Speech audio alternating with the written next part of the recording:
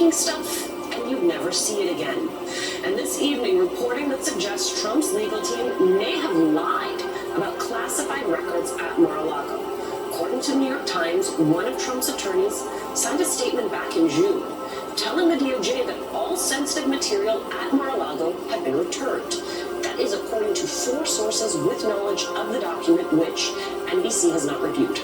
But on Monday, the FBI seized 11 sets of classified documents from Trump's post-presidency home, including records with the highest levels of security clearance. The search warrant unsealed Friday reveals the DOJ is in the throes of investigating possible obstruction of justice and violations of the Espionage Act. One potential charge carries a punishment of up to 20 years in prison. Now, we want to be clear here. When it comes to potential violations of the Espionage Act, despite its name, it comprises much more than actual spying, including refusing to return classified documents.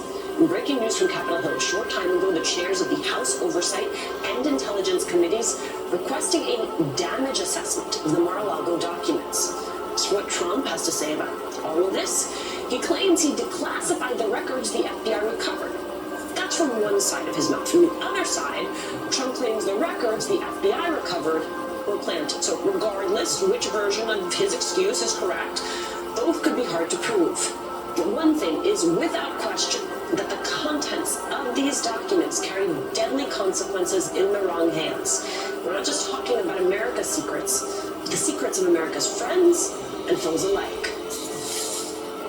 I was thinking about this and thinking about world leaders who are watching this develop and thinking to themselves, what kind of information is in there about our own weapon systems, government, intelligence sources? And also, it could potentially put a lot of lives at risk. We're talking about sources and people throughout, the international community here, that if this information got into the wrong hands, their lives would be in danger. Joining me now, Hugo Lowell, congressional reporter for The Guardian, and former U.S. Attorney Joyce Vance. She is an MSNBC contributor and professor at the University of Alabama School of Law. Good to see you both, Joyce. I want to start with you. Let's talk about this new reporting from the Times. What would it mean if Trump's own attorney falsified a statement to the DOJ?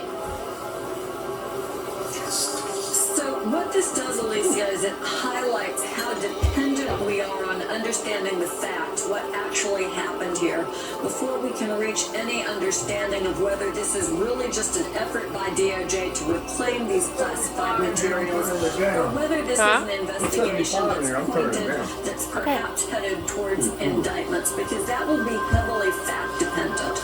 But situations like the one that you're discussing, that we're newly learning about tonight, where people affirmatively took steps to conceal these important materials. It wasn't just a mistake or perhaps a certain amount of ineptitude, although gross negligence can be a criminal violation. If this looks like an intentional effort to keep these documents at Mar-a-Lago, to cover up the fact that classified materials were missing, then we're in a situation where there will be a lot more scrutiny and consideration of potential prosecution. Joyce, I just want to dig into what you used there, which was ineptitude, because that has often been a defense. It does leak a little. Trump team used for a variety of conduct and misconduct. So I wonder when you hear aides, former aides, saying, well, he would often take stuff. We always worried about his mismanagement. If that is the direction that they are moving, that he simply didn't know how to handle these documents, not that there was anything nefarious that tall. No. A couple inches shorter, maybe not any shorter. Look, as a prosecutor looking at that sort of situation, I'd be highly suspicious. This is the President of the United States. Not only has he been repeatedly briefed by his White House counsel and others on his staff about how records retention works, this is also the man who campaigned on Lock Her Up, on his complaints about Hillary Clinton's handling of classified information. I think every statement he made about Hillary Clinton would come into evidence if there were a criminal trial, to show that he was aware of the landscape, he understood the obligations, and he also understood that it was a problem when people didn't comply with them. Of course, ultimately Clinton was cleared because there was no knowing engagement, no knowing involvement with classified material. She certainly made no effort to pass materials on to other people, turned everything over when she was asked to. So Trump's situation is very different, but I think he is not some sort of a novice player on the chessboard here. Mm-hmm. And if that were invoked in that situation, wow, talk about things coming full circle. Hugo, the reason we're talking about this is because these classifications, they tell you that the documents that were in hand were highly sensitive, right? That they were concerned about the damage that could be done, right? That there could be grave damage based on this. It is why you now have Congress asking for a damage assessment. Do you have a sense of what it is they are asking for, what they are looking for?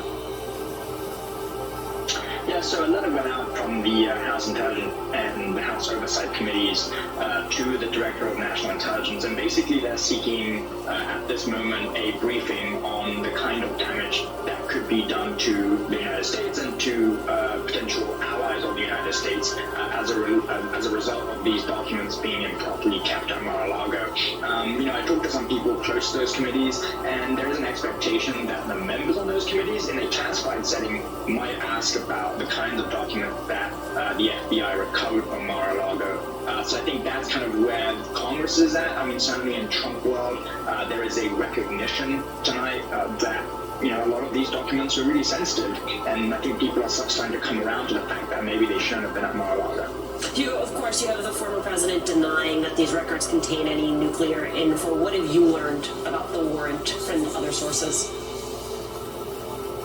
I mean, if you talk to people in Trump world, a lot of the focus right now is on what's in the affidavit specifically, and kind of who in Trump world was giving FBI information. They're trying to find a rat. I think the level of paranoia and distrust in the kind of former president's inner circle has kind of exploded in the last 24 hours. I mean, certainly in the lead up to Friday, a lot of people were talking about, maybe it's aides who recently left Trump's employment, and people who are no longer on payroll, people who are about to leave Mar-a-Lago, and now the distrust is shifting to people on the operations side at Mar-a-Lago, people involved in the hotel business. They're looking at some of the people who knew the layout of Mar-a-Lago, where the rooms were, where things were being kept. But certainly I think everyone is looking around thinking, I can't trust the person right behind me.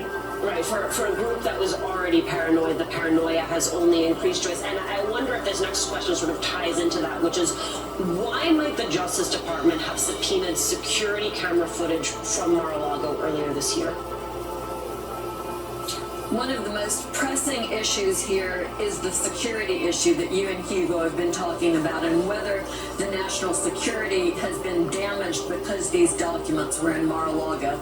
That means there has to be a lot of interest in whether there were visitors to Mar-a-Lago who were in areas where this material was stored, or who were perhaps present when it was pulled out. Video is a great way of assessing those kinds of risks, and I'm sure that it will be scrutinized minute by minute, if not second by second, by folks at DOJ who've now managed to get their hands on it. Hugo, one of the many things we've been following has been the GOP response to all of this, and sort of the, early moments as this news was breaking. They were basically cutting and pasting from the former president's statement and putting it into their own Twitter feed, just reiterating his own defense. You have GOP Representative Marjorie Taylor Greene saying she's going to draft articles of impeachment for Attorney General Garland. You have Republicans going She doesn't after know the how to DOJ, draft going anything. after the FBI. But in light of the most recent developments, are you seeing a pivot from Republicans on Capitol Hill? I would say it's less of a pivot and more of a split. I think you have serious Republicans who are on kind of some of the more powerful committees, people on the House Intelligence Committee, Republicans are on the House Oversight and Judiciary Committees. I think when the warrant was unsealed, there was a powerful sense among Republicans on the Hill. And I was there yesterday for the vote on the Inflation Reduction Act, where I caught up with a couple of Republican members. And their sense is, if it really was to do with nuclear weapons, if it was to do with TSSCI, that's the top levels classified documents, then there's a real problem here, because those sorts of documents should have been kept in secure government facilities. I think you have the less serious Republicans and kind of House Freedom Caucus members who are still very much allied with Trump, still kind of repeating Trump's claims, and they're very much focused on the fact whether these documents are classified or declassified. But of course, as we have all reported, if you look at the warrant, the statutes listed in the warrant don't actually have, or don't really talk about whether the documents are classified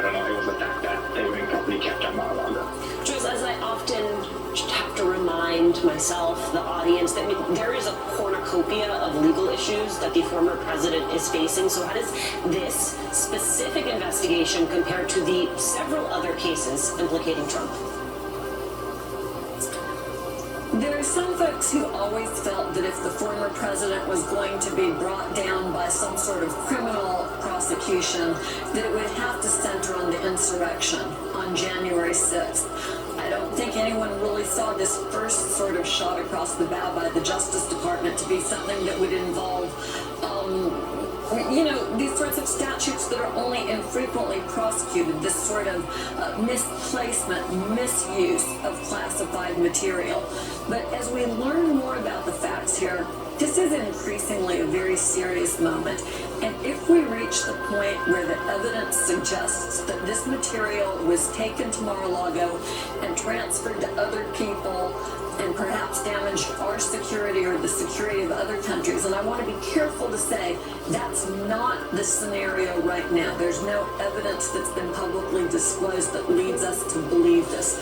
Right now it's being portrayed as sloppiness by the former president. But as the facts here evolve and we learn more, perhaps something of what's in the affidavit, it could be that the implications of this situation are so serious that the people who are responsible will face prosecution. And this could sort of be the shortcut into the criminal justice system. If you'll think of that as the freeway, this could be the on-ramp rather than some of the other charges people have been very focused on. Joyce, I got to ask you, and this may be an impossible question to answer, so you're always good about telling me if that is so, which is when you hear Hugo and other reporters describe the deep paranoia that is currently happening in Trump world, in your history of trying cases, once a group begins to become so deeply paranoid, how does that then change the contours of a case? Well, that's often a good thing for prosecutors, because one of the best ways to assess evidence and put together a case is to have cooperating witnesses from the inside. And I was always agnostic, whether those were people who were innocent or adjacent to crime who came forward and talked to me, whether they were participants in crime who wanted to cut a deal to save themselves and testify.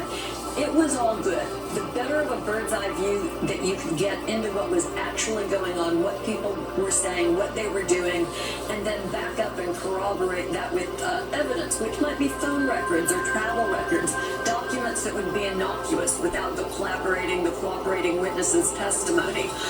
That's what really makes for a good prosecution case. And so if the paranoia inside of Trump world causes people to be concerned about themselves and speak to law enforcement and begin to offer the truth, that's all good, because this is all an exercise in getting to the truth. This isn't a witch hunt involving the former president or anyone else. This is a serious situation with criminal implications.